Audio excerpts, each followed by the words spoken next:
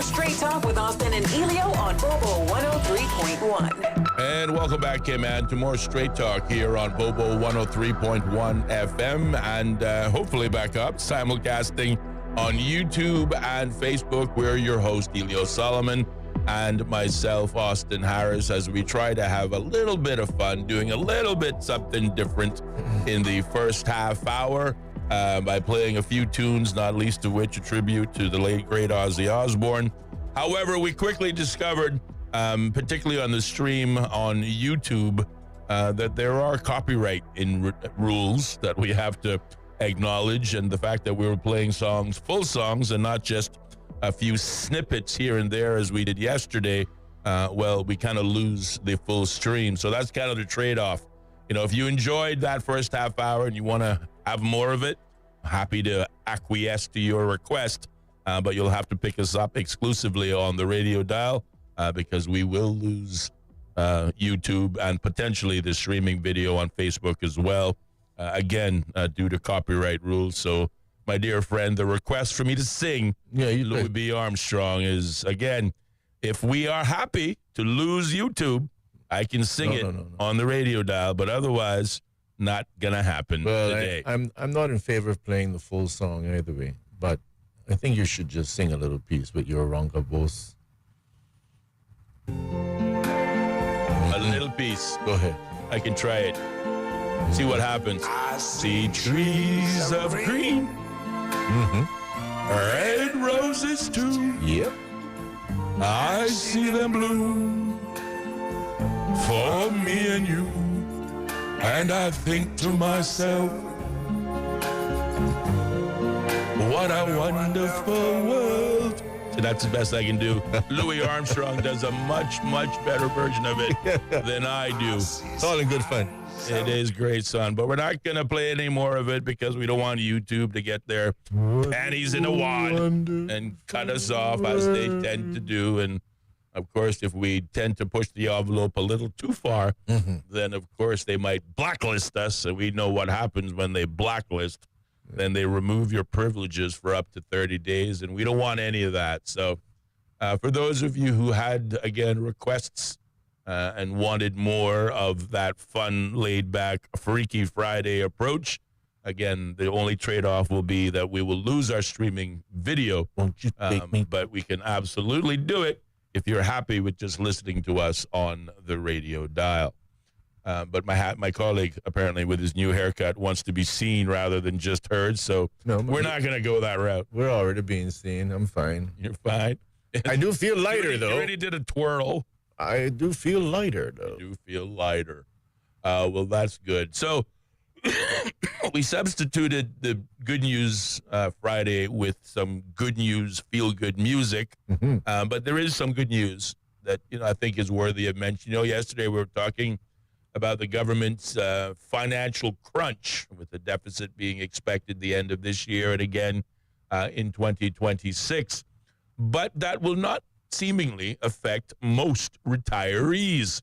From an article that appeared in the local newspaper, today's coming. And why will it not affect the retirees, Mr. Harris? Well, if you listen a few moments, I will tell you. This is Mr. Solomon. In an article that appeared in today's K-Man Compass, we see the title, Retirees to get an extra $33 per month. Most retirees who opted to receive monthly payments on their retirement savings arrangement accounts will see a slight increase in the amount deposited into their bank accounts starting this month. According to the Department of Labor and Pensions, new guidance has been issued increasing the maximum annual withdrawal amount to $15,400, up $400 from the previous maximum of $15,000. In a press release issued yesterday, the 31st of July, by the Department of Labor and Pensions, Director Bernard Ebanks stated, by increasing the annual disbursements for retirees in line with the increased consumer price index, it will assist in coping with the increased costs. We will continue to monitor the consumer price index to guide any subsequent increases, he said in that press release. After staying stagnant at $12,000 for 18 years, The maximum annual withdrawal amount was finally increased to $12,480 in January 2017. More than 5 years would pass until that amount was increased to $12,900 in April 2022. Since that time, however, in response to inflation, the amount has steadily increased. In July 2023, there was a 9.5% increase to $14,125 a year, followed by a 6.2 increase to $15,000 on the 1st of June 2024. This year's increase amounts to only 2.6%, or roughly $33.33 per month for most recipients, but will nonetheless give pensioners just a little bit extra money, again, starting on the 1st of August. So if you are a pensioner and you opted to participate in the retirement savings arrangement accounts, where, again, they seek to stretch out that pension, make it last a little bit longer, you will see a small uplift at the end of every month, starting. You're going to be a month in pensioner August. soon, Mr. Harris. What's that? You're going to be a pensioner soon. I tell you what, it probably will be. But as you quite rightly identified to me yesterday, you will get there before I will. Oh, yeah. Oh, yeah. Yeah. Well, actually, I've already started applying because, you can get the early one, right? Oh, really? Yeah. Well, Yeah. you never know how long you live nowadays. True enough. Just start bringing in the baggie. True. I don't have 52 million like you, so I need the uplift. Yeah, And even the $33 reprieve, I'll take it. Yeah, buddy, that 52 million Jamaica is going to come in handy. I can have a wild weekend, and then it'll be over. You could make it 52 million Colombian pesos that way. I don't think that's very much. Because, boy, let me tell you something. If you ever sent money to Colombia, I have a friend there. It's like you send money to Colombia, it's like dollars, like thousands. Thousands of dollars. My phone is too much of a goner right now in terms of the battery for me to check. But no, there's a conversion rate. Yeah. Well, keeping with the good news, and I got to tell you that I like using the Cayman Compass online version because the images, the pictures, if you will, are so much more vibrant online than they are in the print. And on this one in particular, that looks at Cayman Airways celebrating 57 years, celebrating their anniversary. There is a brilliant front page picture. I wish you could see it. But you'll have to come around this side. So Cayman Airways is 1 year older than me. Just 1 year older, exactly, and looking younger and younger. Younger than me all the time. I heard what you want to say there, Harris. There is a fantastic. Be careful. It looks like they got a haircut too. If you think of it, there's a brilliant picture of the new Cayman Airways. Was it the new 737 800 or whatever they call it? The 737 Max, rather. Let me correct my nomenclatures here. But there's a beautiful image of this plane, our national flag carrier, in flight and in glorious color with that super sexy tail. We really love the day it came out. It's a nice picture. So if you want to check it out, you can see what I'm talking about. Find it at just wagging her tail at caymancompass.com.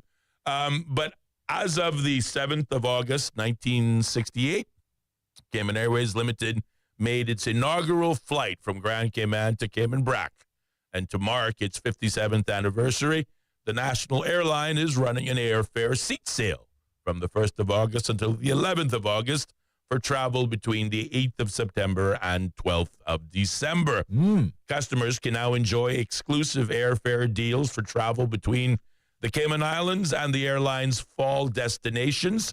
Just one way in which Cayman Airways is saying thank you for their continued loyalty and support from members of the public.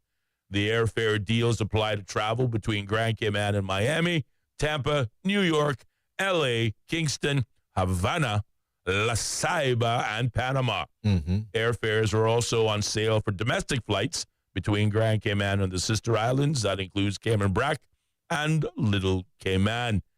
In a press release, the Chief Financial Officer, Paul Tibbetts, was quoted as saying, "As we celebrate another year of service, this airfare sale is our way of expressing heartfelt thanks to our loyal customers, as well as for those who have recently chosen Cayman Airways for all their travel needs. And why wouldn't you? I mean, you get your special beer, you get your special rum punch, but 7 Fathoms rum mixed into it. You get these funky little cocktail napkins with, again, Caymanian sayings, from the Caymanian dictionary. You can learn how to speak like a local in an hour. Flying Cayman Airways. Just by flying Cayman Airways. So, I mean, really, who's not going to want to jump on that? See, a guy makes about 30 trips so he can get a couple of phrases in. Tell you what, exactly. He's like, hey, you sound like a local. Well, it is my favorite place to be, Yeah, what was that one that said, where the guy's like doing surgeries and stuff, Yeah, you're a good surgeon. Are you a surgeon? No, but I did sleep at the Holiday Inn Express. Oh, yeah. So it can't be, are you a local? No, but I did fly Cayman Airways. Okay, so I just gave him a new one. Go market that one. Indeed, you did. Indeed, you did. I'm looking at something here.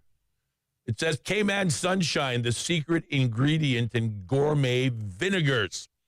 Again, another shameless plug for a business, but hey, this is our buddy, vinegar maker Martin Richter. You remember him. Mm-hmm. He says the secret ingredient in his range of flavored condiments is the unique effect of Cayman Sunshine. Richter explained that leaving his Cayman Burning Kisses vinegars infused with coconut, mango, and banana to ferment in the strong Cayman Islands sun helped produce some very unique flavors.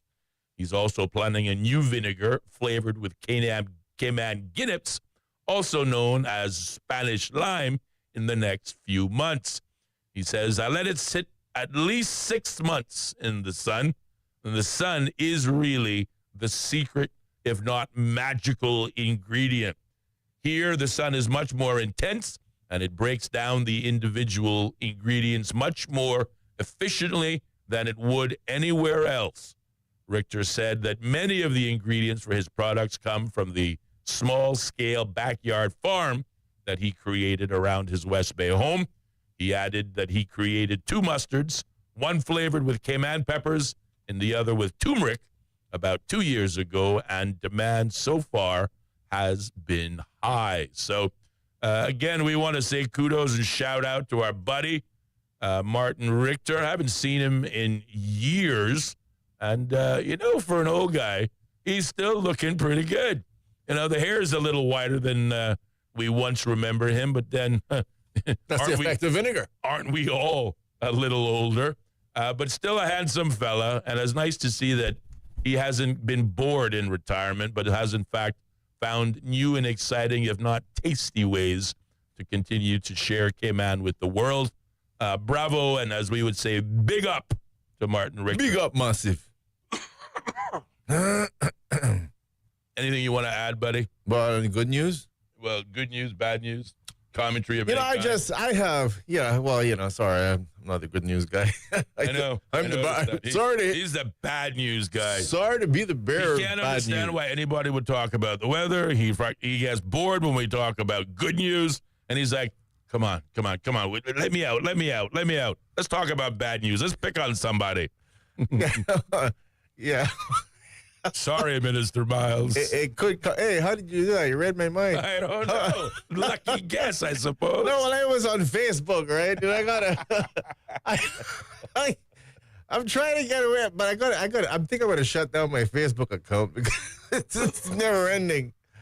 But I saw some people on there was like, "Great job, Minister Miles," and they're talking about the move to stop these foreign nationals from being able to transition after 2 years. But I guess I can give them a heads up because I intend as soon as my phone is charged and I'm above 5% that I can actually see the thing, I'm gonna be texting and saying, can someone elucidate me, educate me on exactly how does that help Caymanians? I don't understand it. What are we giving accolades about? I don't get it. How does, and there's even specific reference to janitors and something else.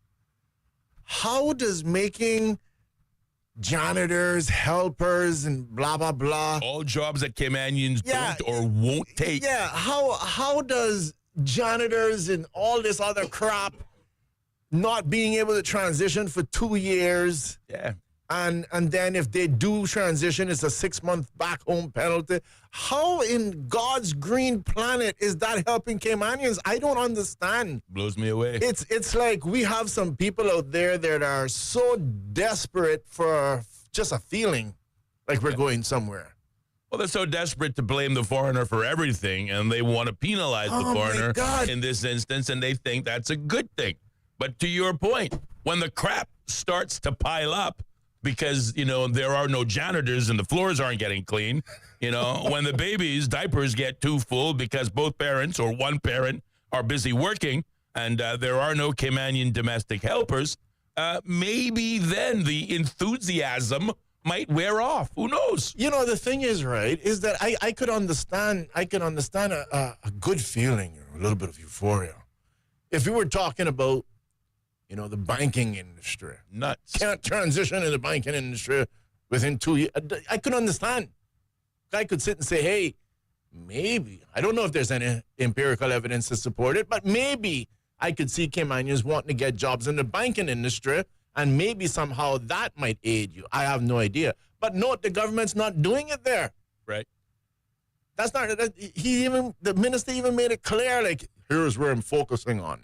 The janitors, and it's like, I don't want to be mean, but just really, the phone number to call is 745-2626. 745-2626. 928-2562. I'm here to be educated. Please text me, call me, and tell me how the janitor not being able to transition to be a helper or vice versa, and how is that going to help Caymanians? I really want to know. Inquiring minds want to know. Are we really that backwards that actually looks good? And the other thing, Mr. Harris, first of all, what's being proposed right now? I did have a very cursory review, but I know you had the manifestos, right? Mm-hmm. And I don't recall all this nonsense being in any manifestos. In fact, I remember one. My memory's pretty good, especially on Fridays. There was something in there about dealing with companies, with employers. And I haven't heard anything like that from the government. Right.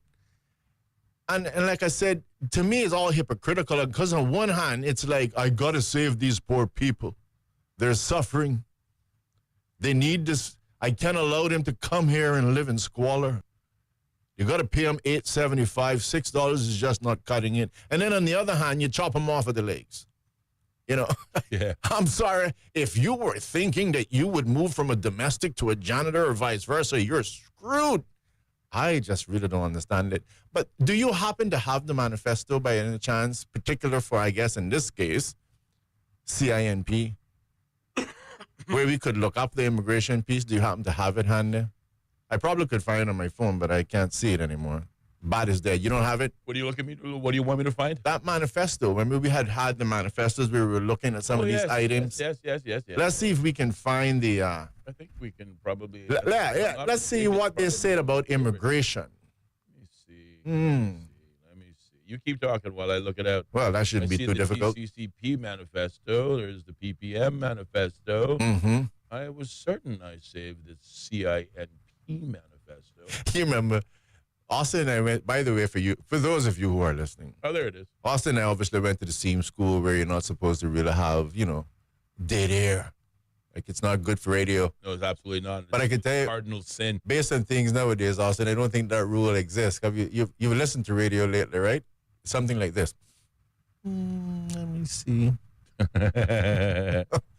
So you were asking questions of what were the CINP? What was CINP saying? Immigration, yes.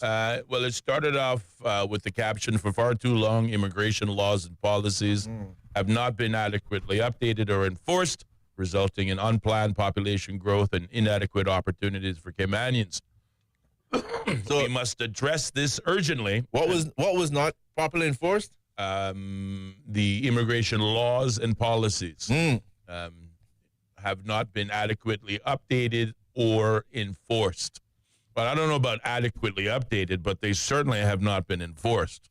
Okay, so I got to pause. Yeah. Let's pause on that one, because is there any particular move now about enforcing something that wasn't being enforced? Or did I miss certainly that? not, because, I mean, when we look at the whole ban on fishing, for example, Well, again, if you have persons who are fishing and therefore Don't have a depleting permit. and don't have a permit, but Then they're just enforce selling it. their fish, then they're working outside of their permit, and it's an immigration issue. And this just needs to be enforced. It just needs to be enforced. Yeah, you That's don't. simple. So you don't have then to come up with You banning don't have foreigners. to create new legislation to make it look like you're doing something useful. Okay, good. You just simply enforce the law. So again, let's just start right there. Again, you're not keeping up with the manifesto, because the manifesto said working about enforcing the law. Yes, that's correct. Okay, so we're not enforcing the law in terms of, oh, sorry, you shouldn't be fishing because it's not on your permit. We're enforcing it, and you're going back home. No, we're not enforcing it. We're changing the law. So, okay, go ahead, continue on. Because I think that's, and by the way, I haven't seen an enforcement issue on anything else, right? On anything. Mm-hmm. I haven't heard Minister Miles or anyone from CIMP, TCCP, or NCFC get up and say, these are 6 things that are not being enforced, and we're making sure they get enforced. Well, again, on this very same example, there was one here.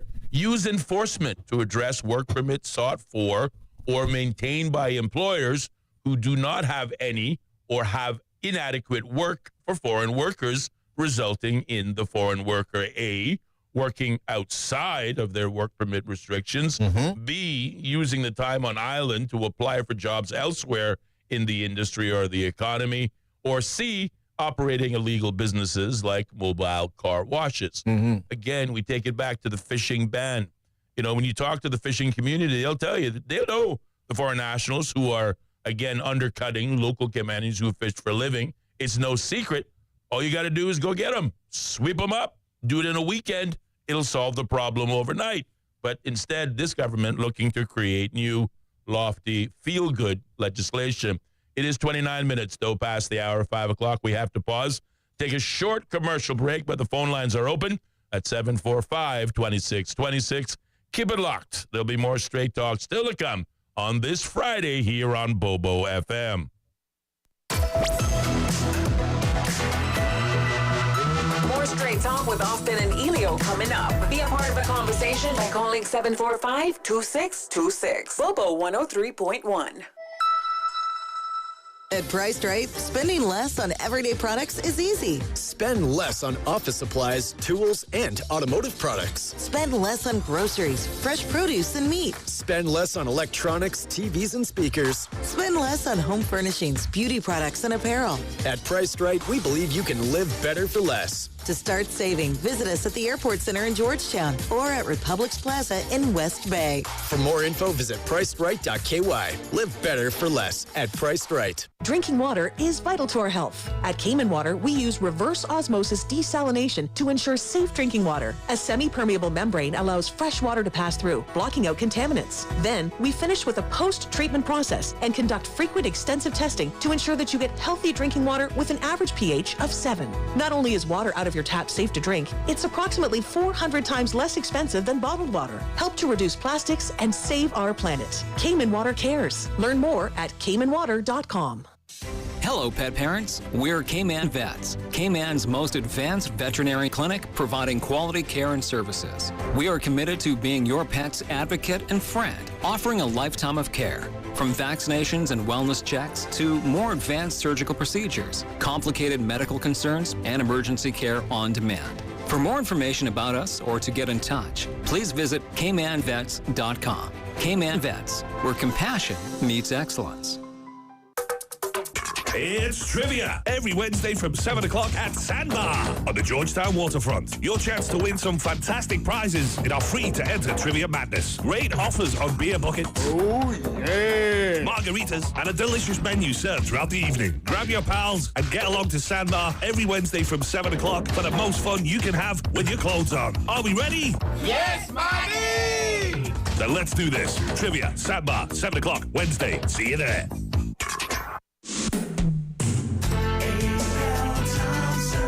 With you in mind, we have your style. Find what you need down every aisle. You want saving, selection, and quality.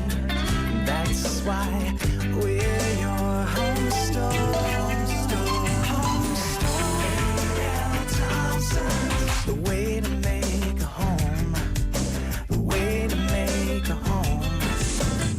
Visit Healthcare Pharmacy's second location in Governor Square, servicing West Bay and the 7 Mile Beach Corridor with a care and professionalism you have come to expect from Healthcare Pharmacy. Healthcare Pharmacy in Governor Square also stocks a huge selection of Hallmark and shoebox greeting cards, vitamins, sunblock, last minute, and everyday needs. To refill and transfer your prescriptions, simply WhatsApp 329-7313 or visit healthcarepharmacy.ky or drop by Monday to Saturday from 9 till 6.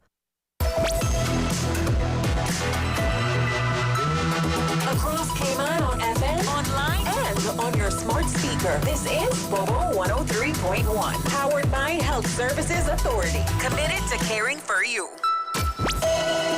The views and opinions expressed on Straight Talk with Austin and Ellio do not necessarily reflect or represent the views of Stingray Media, its staff, or contributors. Callers to the program accept full responsibility for the views expressed. The show host and affiliates are not liable for any statements made or any harm claimed. All callers to the program indemnify Straight Talk from all claims. Offensive, defamatory, or unlawful content will not be tolerated. Be a part of the conversation by calling 745-2626. Now, here's Straight Talk with Austin and Ellio on Bobo 103.1. And welcome back, Cayman, to more Straight Talk here on Bobo 103.1 FM. We're your host, Ellio Solomon, myself, Austin Harris. And the phone lines are open here in studios. The number to call, 745-2626 on this glorious TGI Friday here in studios, where the time in studios now 33 minutes past the hour of 5 o'clock, as we quickly head off into what could be or will be our final hour on the air for this week, into the weekend until we're back on Monday. Again, pick up the phone, give us a call. 745-2626 is the number. If talking isn't your thing, as we encouraged folks yesterday, we understand the intellectuals in our community might be a little fearful for their little patch of heaven, perhaps worried about some bullies frightening them and or their clients. Hey, we get it, we understand. But we're here to help. But if you won't talk, well, you can write to us. Use our WhatsApp line, 928-2562 is the number. From there, you can either send us a traditional text message on SMS or a WhatsApp message in the traditional sense, or you can get creative and send us a WhatsApp audio note. Either way, all of your comments will be read live on air as we receive it. And as we say all the time, unless, of course, your family, the identity of all of the authors will remain anonymous unless otherwise stipulated by the writer. So we were tackling, Ellio, before the break, taking a look at the Cayman Islands National Party manifesto, in particular, what were some of their commitments to immigration. And one other one sort of jumped off the page at me. It says, I think, 1, 2, 3, bullet point number 4. By the way, immigration was the top item on their on their manifesto. Enough is enough. Enough is enough. Well, that's the other guys. The same attitude. The same attitude. They say amend the legislation to ensure the country is attracting the best entrepreneurs, innovators, professionals, skilled and essential workers to support sustainable economic growth while protecting the preferential rights of current and future Caymanians.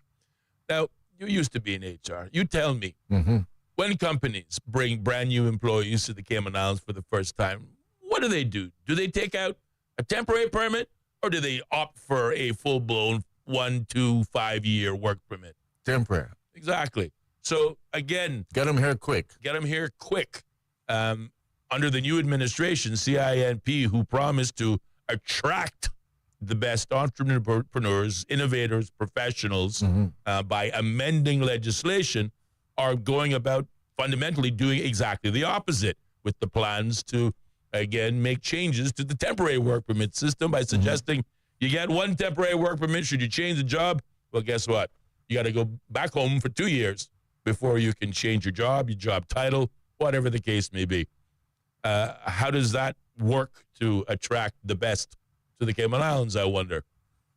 Yeah, like I said, I saw this and it really concerns me because I'd like to believe that that's a small percentage where I'm seeing this coming from, but it really concerns me because the minister has made specific mention. Understand this. He's being quoted and talking about specific jobs, and he mentions things like janitors, and I don't remember what the other one. It eludes me, and I can't look at my phone to double check. But these are what you would consider the, lower end jobs, on the somewhat lower side of the scale. Jobs that I can assure you the overwhelmingly large majority of Caymanians are not interested in. And the minister is quoted in terms of saying, hey, we're going to be making it that these persons can't change in that 2-year period. If they do, then the penalty is going back home for 6 months. And it is on that I've seen some persons, hopefully a little small minority, again, praising the minister. And I really want to understand, because maybe there's something I'm missing. I like to believe there's a possibility I'm missing something.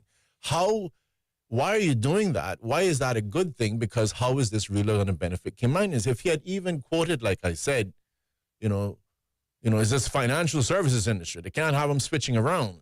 Yep. I would love to see some evidence, but my gut feeling of it would be, yep, I can see how that could help Caymanians.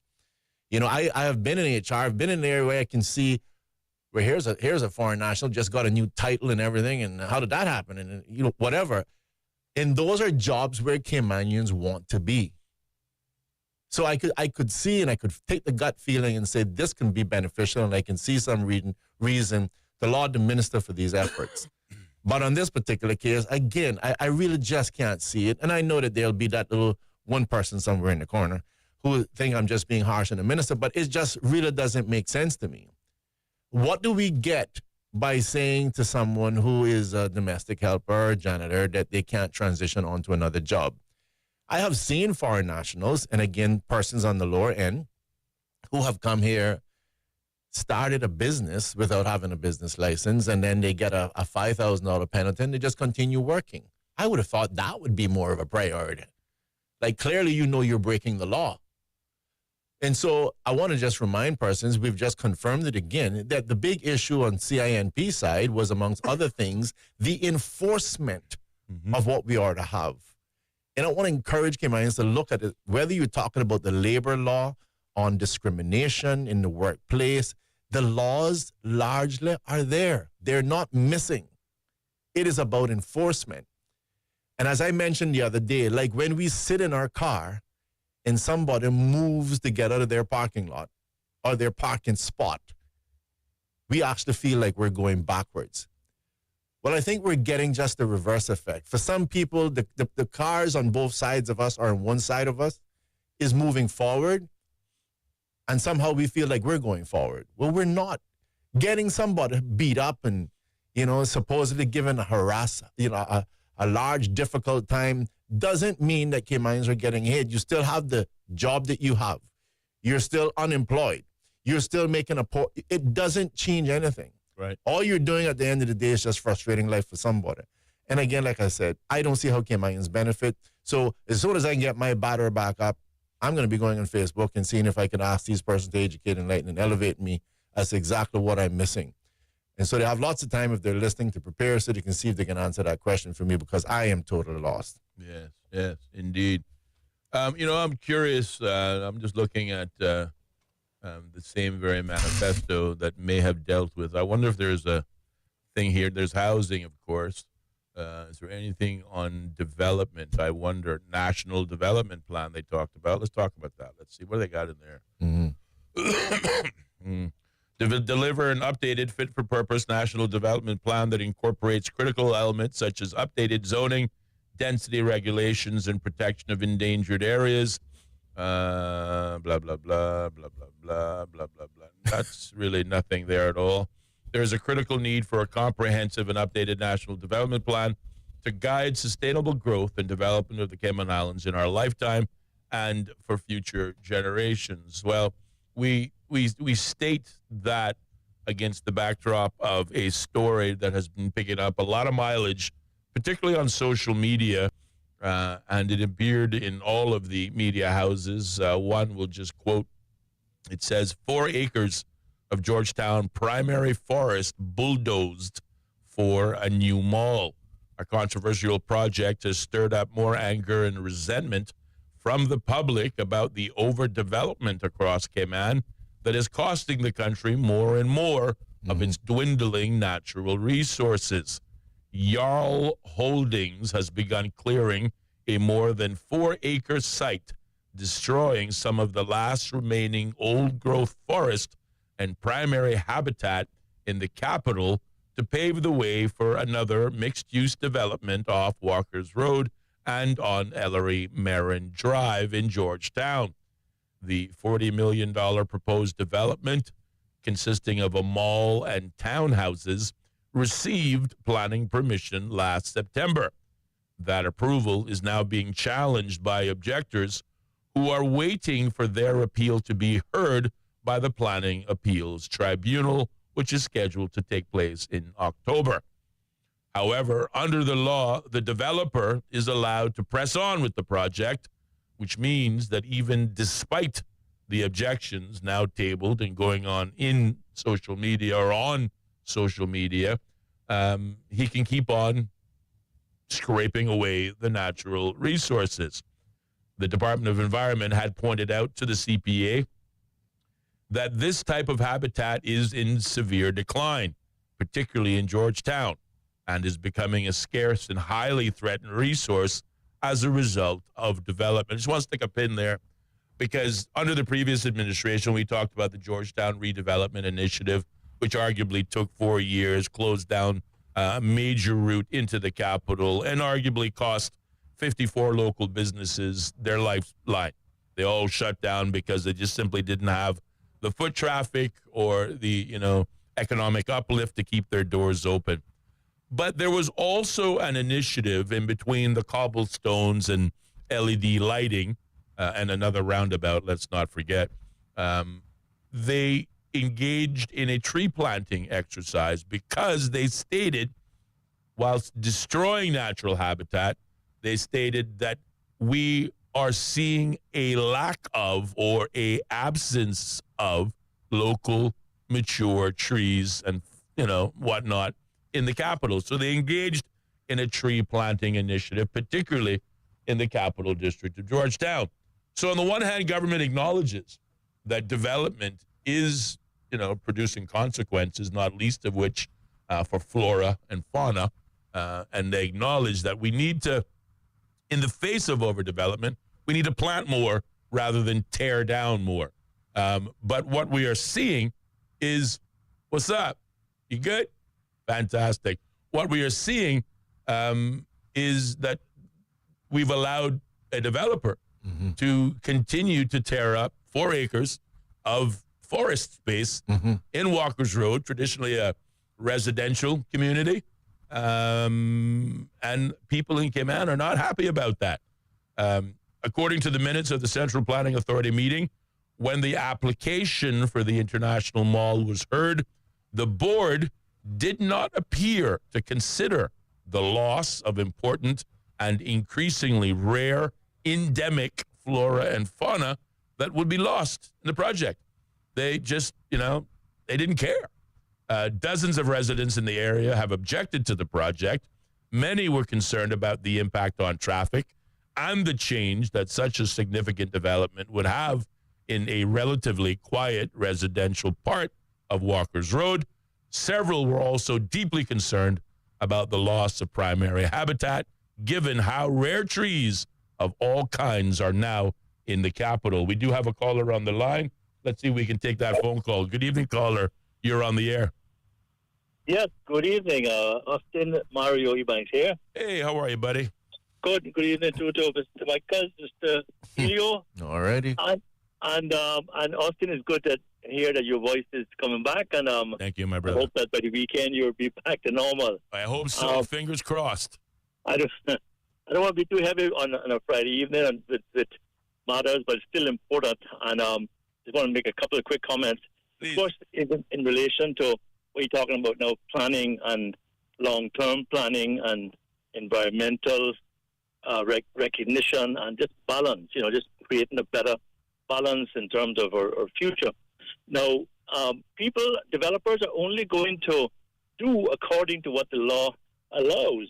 And if there's no restrictions, the planning authority can only go by what the law and regulations prescribe. Now, of course, people can object, and you can certainly put things on review or go into a tribunal. But at the end of the day, unless the laws and regulations are changed, all these wonderful concerns that we have about environment and long-term planning and all that, you really cannot, you can't do anything about it except, argue, right? So government needs to put in place a plan and proper regulations around, what you want. Because, as you know, when you were in the government in the Progressive in 2017 and 2021, the plan came on, project was started, which is a very good thing. But it didn't get much progress because COVID came in and had all kind of other issues. Yeah. And then the PAC government came in 2021 and they put the whole thing on hold, on pause. Nothing happened. So 8 years went by and nothing happened. Now we have the situation where the current plan is being done, and it's going to probably take another 5 or 6 years for that to be finished if it's worked on expeditiously. So we're going to end up with a huge problem before we can even get to the point of trying to address it. You can't address it because you're playing catch up all the time. Yes, sir. So I'm saying to you that without a proper plan, and without some kind of pause, whether it's a moratorium or whether it's some sort of freeze on licenses that is properly done by legislation, we are going to be in a mess. The other thing that I want to say is in relation to the government. You were talking about their manifestos and about what they plan to do and all that. I believe that this coalition government that we have now, for them to really be successful, they need to do a number of things. But one of the things is to appoint a proper, what I may call or style a executive advisory council, a kind of a think tank of people across the board that are going to advise them on all these things, and these people who are specialists in different areas that can give them advice. Because if they try to do it alone, especially being a coalition and each of them having different manifestos, and you have, in addition to two parties with two different manifestos, you got three independents in the mix as well. Everybody with their own ideas, and it's going to be very difficult to pull it all together. That's probably why the SPS has been delayed, because they're having difficulty with trying to pull all these plans together properly. Right. So I think they need to have some kind of, like I said, executive advisory council established pronto to help them to pave the way forward.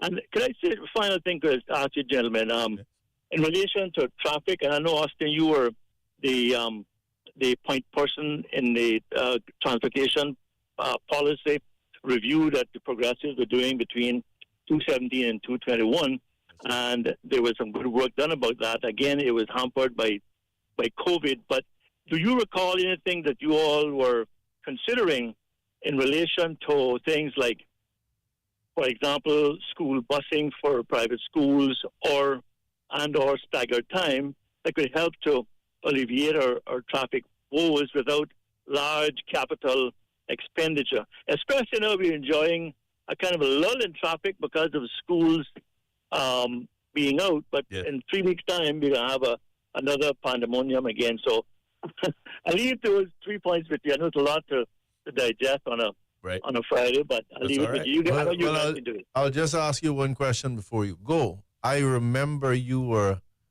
one of the persons commenting on the Compass during the campaign, during the election. And I think it was Miss Julie, if I got her name right, when she won, kind of indicated that she would be trying to get persons like you. I think she mentioned you specifically and saying getting you involved. Has anything ever happened with that? Because as you talk about putting together an advisory committee, I would have thought persons like you and others would have been a good place to start. I don't think I'm just blowing smoke on you, but why hasn't that happened? You have to ask them. Okay, but nothing has happened then. Okay. Nothing has happened. Now, remember, remember that as I say, it's a very dynamic coalition, right? Because there's some people who are from the two parties that are in this coalition that run against some of the people who have seats now in cabinet as independents. And so if you have people who are endorsing some of those individuals who didn't get in, even though they're still part of the governing coalition, some of those people could be blacklisted as well. So it's a very dynamic situation, and I am willing and able to help. I want to help, as I always try to do, and but I hope they get their act together in terms of getting away from the egos and the hatred and the small-mindedness, and get on with governing the country properly. Absolutely. Thank you. Thank you, Mario. Appreciate it. Happy Friday to you, and hope you have a wonderful weekend. But there you go. You see another member of the public acknowledging what we have heard from reliable sources. We called it victimization. He called it blacklisting. Potato. You had persons that could be utilized in a positive, meaningful way, making a contribution to this community. I absolutely agree with him. The government needs advisors. They need guidance, and they should embrace it from all quarters. They certainly seemed interested in doing so during the campaign trail, but since taking office, again, Mr. Mario's phone hasn't rung. That's just to rally the numbers to get the support. Yeah. But, the Bible tells you that a wise king surrounds himself with 1,000 counselors, and you would expect that leaders, that is to indicate, should be getting themselves surrounded with the proper counsel. But either way, back on this issue about the digging up this 4 acres or whatever. I mean, first of all, a couple of things come to my mind. I know that individual there, in terms of the company, I think they have built quite a few things. I think they're building Jarl out there on Linford Pearson Highway. I don't know. I'm suspecting they're involved with Urbana, and I know there's another project further up on Linford Pearson Highway on the east side, and I think they also did build Mantra. Now, I got naturally to tread carefully, but I like to say that this is a massive amount of money that's being expended in the country. And I would sure hope that, all of these things are being looked at and monitored properly. But I want to say that in relation to this project, I don't know the details. People can make the criticism, but what I don't understand is, how is it that you get the approval? Isn't it the part of the process that at the end of the day, you sit there and say, objections are supposed to be registered and the board considers it before they approve? So that makes it sound to me like the objections are coming after the event. And I don't know who is saying that the board, didn't consider X, Y, and Z. I really don't know the details, but if someone is going to say that the board didn't consider the environment, then I think that whoever authors that statement should at least work to offer up a little bit of evidence that they didn't consider it. But what I don't know is that, as far as I know, anytime you're proposing a project, the department, the planning in this particular case, would reach out to all of the relevant persons within, let's say, 1,000 feet of the project for objections. And you have an opportunity to object to those things. And so I don't see why, at the end of the day, you're saying your objections weren't considered. No, it doesn't sound right. It sounds to me like maybe somebody got to the table late. Well, I think the article reads exactly as you suggest. It makes the point that planning permission was approved last September. But those objecting now will be mounting their appeal, which is set to be heard in October, just a few short months away from now. We're in August, so 2 months away. But very clearly, the objections are coming after the approvals were given. And perhaps to your point, when they did produce that canvassing to residents in the immediate area, maybe there were no objections from them. But what the Department of Environment has said is that they objected. They warned the CPA that, this development would cause the destruction in severely declining ecosystems.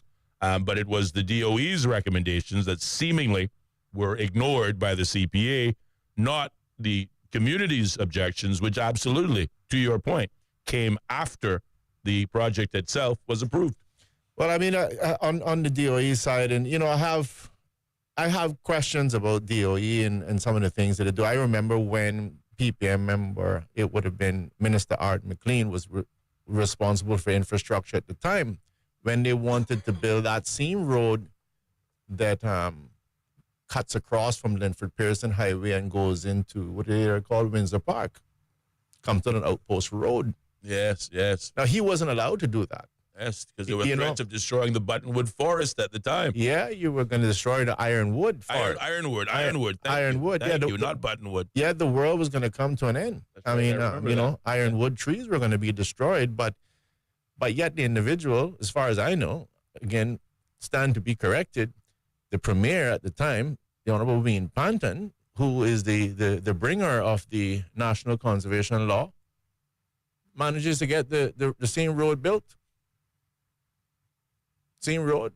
Things that make you go, And I believe he actually owns property there too, if I have it right.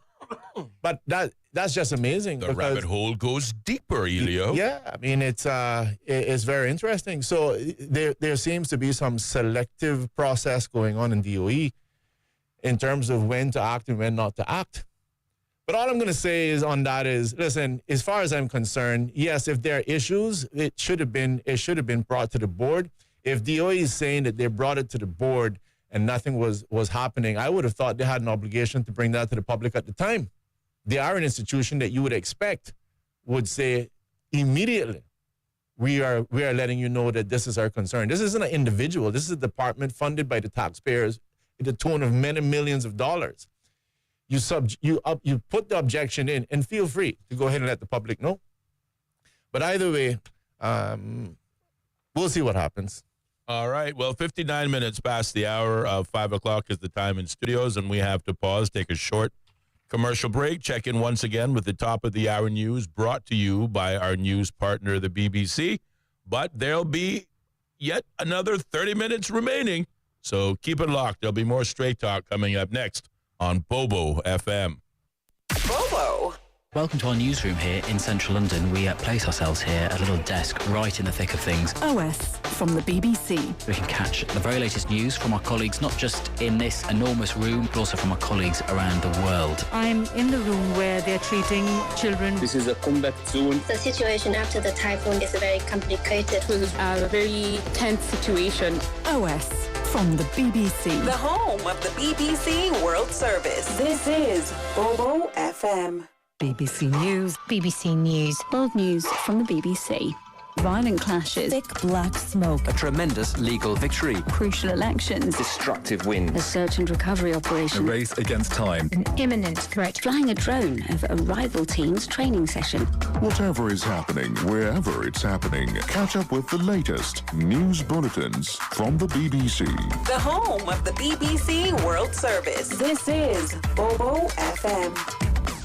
The BBC's From Our Own Correspondent. In today's Russia, no one is allowed anywhere near the political stage if they pose a serious challenge to Vladimir Putin. Stories and reflections from our reporters around the world. There is a major sense of insecurity here. More people are coming in from Sudan every day. From Our Own Correspondent from the BBC. The home of the BBC World Service. This is Bobo FM. This is Bobo 103.1, powered by Health Services Authority. At Health Services Authority, they are committed to caring for you. They are Cayman's largest and longest-standing healthcare provider, offering the most comprehensive range of inpatient, outpatient, and public health services at 9 different locations across all 3 islands. Across Cayman on 103.1 FM, online, and on your smart speaker. The home of the BBC World Service. This is Bobo 103.1. BBC News, I'm John Shea. President Trump has ordered the sacking of the head of the U.S. Bureau of Labor Statistics, hours after the agency reported weaker than expected jobs growth. Mr. Trump said Erica McIntyre was a Biden appointee who had manipulated data for political purposes. He said the numbers were rigged to make him look bad. The Senate Minority Leader Chuck Schumer accused Mr. Trump of scapegoating Ms. McIntyre. Shooting the messenger isn't going to make the jobs that we're losing in healthcare and clean energy because of your so-called big, beautiful bill come back. None of this will change. The American people will still suffer in exactly the same way that they did an hour ago before you fired the head of the BLS. President Trump says he's ordered 2 nuclear submarines to be positioned in appropriate regions in a response to comments by the former Russian leader Dmitry Medvedev. In a recent tweet, Mr. Medvedev said President Trump's threats of tough sanctions on Russia over Ukraine were a threat and a step towards war. Arunaday Mukherjee is in Washington. President Trump, importantly, didn't say where he was moving these submarines to and whether they were nuclear-powered or nuclear-armed. It's an important distinction because repositioning these doesn't really matter because they can still hit targets from thousands of miles away. Now, he said this was in response to what he called foolish and inflammatory statements made by Dmitry Medvedev, with whom he had recently been involved in that, in a series of personal attacks on social media. But this is being viewed as a major escalation in rhetoric between Moscow and the US, something that we've not seen so far. Britain's Defence Ministry has announced that the department's top official is being replaced following a data leak that compromised the details of thousands of Afghans and more than 100 British spies and soldiers. David Williams was in post when the breach happened in February 2022. It was only revealed last month. Damien Grammaticus reports. The BBC understands that earlier this year, and before the leak became public knowledge, the Defence Secretary John Healey had what's been coyly described as a conversation with Mr Williams. Mr Healey apparently made clear to his department's top civil servant that this was the right time to make a change. So Mr Williams will leave in the autumn. A source said this was an appropriate time for a transition as major reforms were being made following the recent Strategic Defence Review. Colombia's former president Alvaro Uribe has been sentenced to 12 years of house arrest after he was found guilty of witness tampering. Mr Uribe, who led the country for 8 years until 2010, said he would appeal against the ruling. The long-running case saw him accused of colluding with right-wing paramilitaries during his time in office. He's best known for waging an aggressive offensive against FARC rebels. He remains an influential figure in Colombia. World News from the BBC. There are reports from northeast Burkina Faso that an attack on a military base has left dozens of people dead, including soldiers and jihadist fighters. Security sources told the French news agency that a military base in Namentanga province was targeted last Monday. A jury in Florida has ordered Tesla to pay more than $200 million after finding the company's autopilot technology was partly to blame for a fatal crash. Nibel Benavides-Leon was killed and her boyfriend seriously injured when a Tesla vehicle slammed into their parked car 6 years ago. The firm says it will appeal against the jury's decision. Serbia's President Aleksandar Vučić has called an emergency session of his National Security Council to discuss a political crisis in neighbouring Bosnia. It follows a Bosnian court's confirmation of a 6-year ban from public office for the Bosnian Serb leader Milorad Dodik. Guy Delaunay reports. The appeal court's confirmation of Milorad Dodik's sentence has triggered strong reactions beyond Bosnia's borders. Serbia's President Aleksandar Vučić said his country was facing its greatest crisis in almost 20 years. He claimed foreign powers were attempting to influence his response. Mr. Dodik was convicted of failing to implement the decisions of Bosnia's ultimate authority, the International High Representative. He faces a 1-year prison sentence as well as the ban from public office. He labelled the verdict politically motivated and an attack on Bosnian Serbs. An appeal to the Constitutional Court will follow. A spillage of sausages has briefly closed a road in the US state of Pennsylvania. Nearly half a ton of hot dogs was strewn across the highway when a truck scraped along a concrete barrier. 4 people were injured, although none of them seriously. The clear-up operation took hours. The local fire chief, Brad Doberman, says he now appreciates how slippery hot dogs are. And that's the latest BBC World News. The views and opinions expressed on Straight Talk with Austin and Ellio do not necessarily reflect or represent the views of Stingray Media, its staff, or contributors. Callers to the program accept full responsibility for the views expressed. The show host and affiliates are not liable for any statements made or any harm claimed. All callers to the program indemnify Straight Talk from all claims. Offensive, defamatory, or unlawful content will not be tolerated. Be a part of the conversation by calling 745-2626. Now, here's Here's Straight Talk with Austin and Ellio on Bobo 103.1. And welcome back, K-Man, to more Straight Talk here on Bobo 103.1 FM with your host, Ellio Solomon, myself, Austin Harris, and the time in studios as the clock ticks down 7 minutes past the hour of 6 o'clock as we move into our final half-hour segment of the program. The phone lines, they are open at 745-2626. If you want to call in, be a part of the conversation like our good friend Mario, perhaps, as he says, not wanting to get too heavy on a Friday, but still, again, a thinking man that he is, still always cognizant of the issues. We like heavy. We like heavy. We like thinkers. We like people who, have their high on the horizon, and always the community in their heart. So Mario Ebanks fits that category on both counts. So I can listen to him all day long. Definitely a thinker. Definitely a thinker. I just want to pick up very quickly on 2 points that he made. He talked about the Plan Cayman initiative that was started under the now leader of the opposition. At the time, he was the minister responsible for planning and infrastructure, the Honorable Joey Hugh, who brought Plan Cayman to the table. And again, it called for, amongst a number of things, it called for taking one district per year, and it would be spread over 5 years. So certainly it would surpass the elected cycle of 4 years, but it could theoretically, in 5 or 6 years, we could complete all of the Cayman Islands, including the sister islands, and develop a master development plan for the Cayman Islands. And again, he would give each traditional district an entire year, because we know Caymanians take a while to come to the table. They take a while to come to the meetings. They take a while to read some of the reports and recommendations. And then the objections and real feedback always comes at the 11th hour. So you figure you turn a post-event. Exactly. You turn a public consultation period that would normally be 3 to 6 months old, and you stretch it to 12 months old.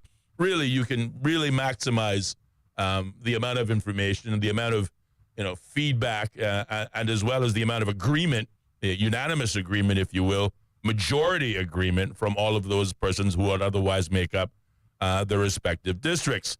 Again, we say to this government, if you're serious about the environment, if you're serious, then they mention the need for a national development plan, not once but twice in their manifesto. So clearly it's important to them.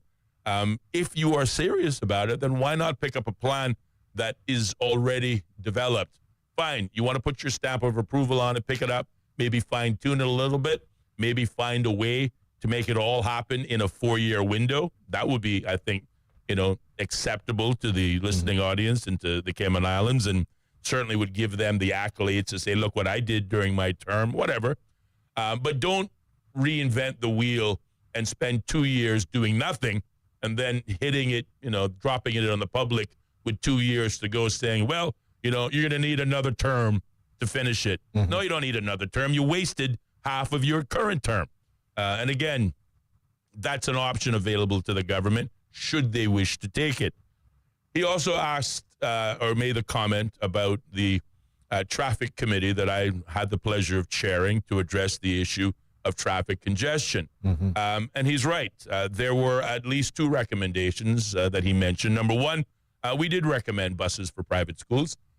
We did even take it even a step further, suggesting the government perhaps should pay for those buses, because we know private schools can afford it. Whatever monies they collect from parents usually go back into the curriculum, usually go back into the infrastructure. That includes paying the teachers' salaries. So, there's not a huge profit margin for a lot of the private schools in the Cayman Islands. So the government paying for buses for those private schools would pay off in the end, because it would reduce the congestion in the roads, was the thought process. Secondly, he asked the question, well, what about staggered times? Yes, staggered times were also proposed. One set of times for private schools, another set of times for public schools. Again, as we recognize, just use the summer months as an example. Anybody driving from, east of Tropical Gardens will tell you that there's been no traffic in the morning because the schools are out. Well, so it's not the cruise then? It's not the cruise. I was just checking. Got nothing to do with the cruise lines.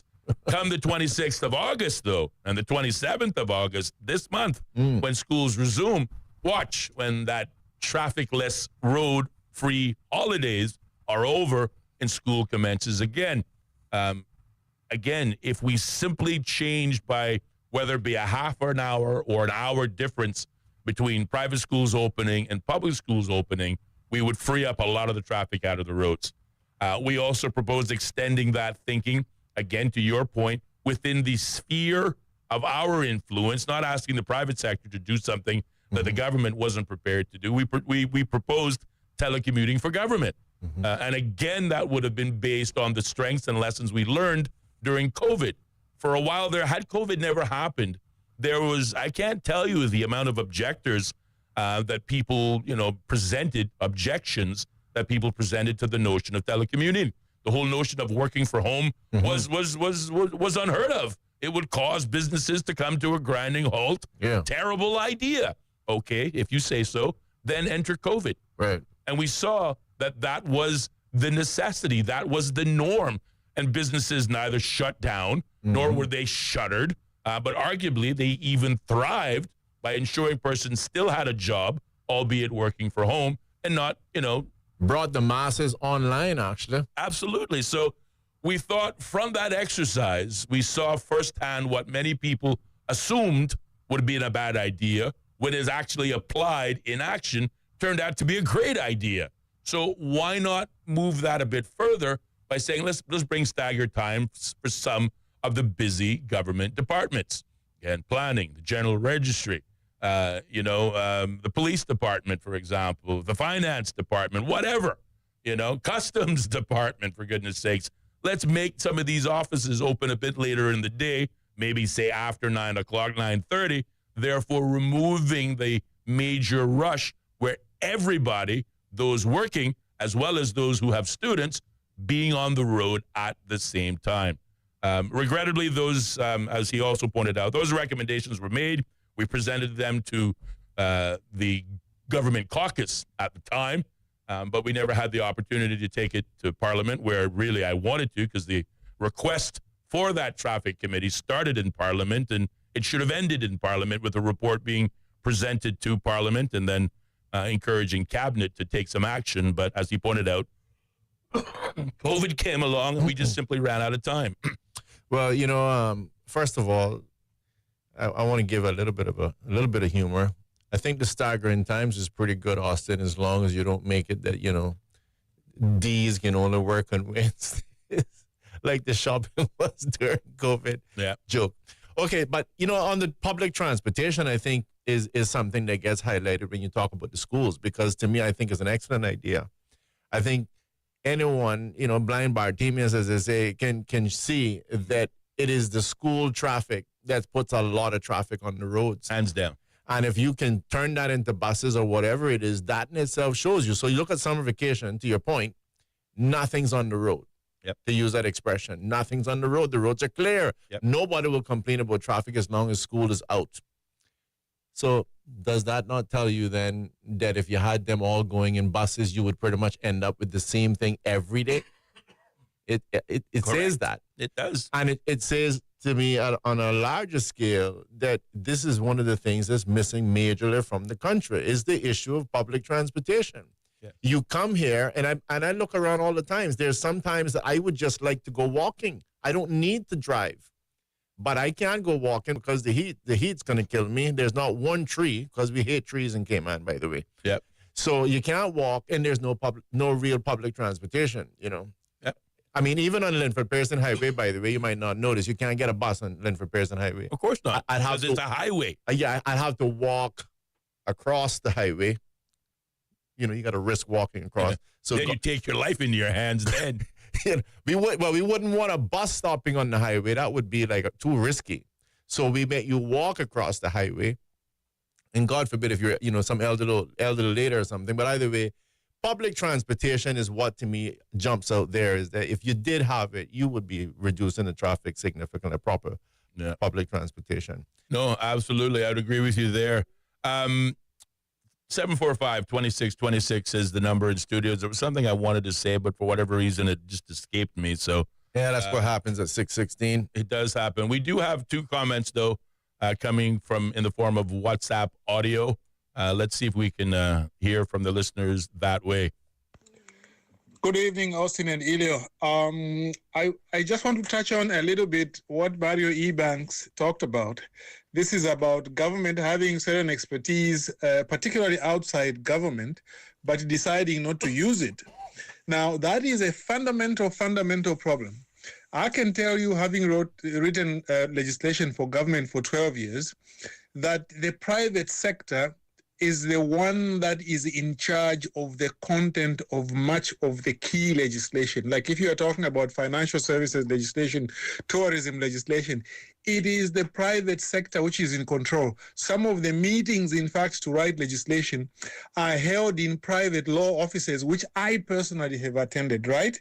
And then they are chaired not by a chief officer, sometimes chaired by somebody who is from the private sector. Private sector is always important to shape legislation, but they should not be seen to be the ones driving it and being in charge of it. For example, there's what is called, there used to be a financial services committee. I imagine it still exists. This is a committee of some very powerful people from the private sector, particularly in finance and law. When they say this is the law we want, when it goes to the drafter, even the drafter is not free to change it. If you try to change it, your job is in danger. I can tell you that because I've been through that experience. Then finally, when I left government, I partnered with a generational Caymanian from a very well-known family. We said, well, let's do a number of things, not just to train people in government, but also to write legislation for government. And my partner went and saw the deputy governor, and we found out, not that we found out, I knew that at that time there was a lot of legislation which was pending. People were waiting for legislation for 2 to 3 years. And we said, we can help you to do this. They never gave us work. Why? Because there are people in there who say you can't use that person, you can't use that person. Meanwhile, people in the departments had nothing like to help them draw this legislation. And every time they wanted to get somebody from the UK to write them legislation, they would say, okay, $50,000 down. And they were not able to do that. So that is a real problem. Government has to learn to use the people that it has and not and go beyond personality because you don't like X, Y, Z. You are not going to use them. I thank you. Have a nice day. Stop on the blacklist. By the way, just a short addendum to what I said. At the time when we were trying to get work with the government to assist them to write legislation together with my generational Caymanian business partner, at that time, I hadn't gone on radio to say anything. Today, yes, maybe you might consider me to be controversial, although I think I'm trying to make a contribution. At that time, there was no problem at all. So the problem wasn't really the behavior of me or my partner. The problem is that within government, the desire is that those people in government should work with the people in the private sector. The private sector should control them. And so long as the private sector doesn't want you to be involved, you will never be involved. It doesn't matter whether you are Caymanian or you are not Caymanian. Thank you, gentlemen. And thank you very much there. 745-2626 is the number in studios. Or if you want to take advantage of the opportunity utilized by that last contributor, you can reach out to us on our WhatsApp number 928-2562, and you can either share an audio note, as our good friend Mr. Simamba had shared, or you can send us a traditional WhatsApp text message. Either way, we will certainly share your comments with the wider listening audience as we go forward. 21 minutes past the hour of 6 o'clock is the time in studios, giving us about 9 minutes before we have to wrap it up. Ellio, did you get any more juice in your phone, and were you able to find the article that you were searching for? No, my phone is almost dead. D-E-D, but, dead. Speaking about that, yeah, D-E-D dead. D-E-D. Forget dead. the A. Forget the A, exactly. Well, actually, speaking about Facebook, one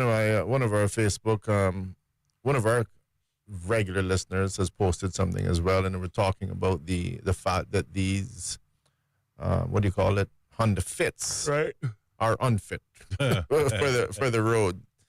And there was a myriad of different things which I can't really quote because I don't have it in front of me and I didn't commit that to memory. Right. But what I just really wanted to say on that is that without a doubt, I don't have much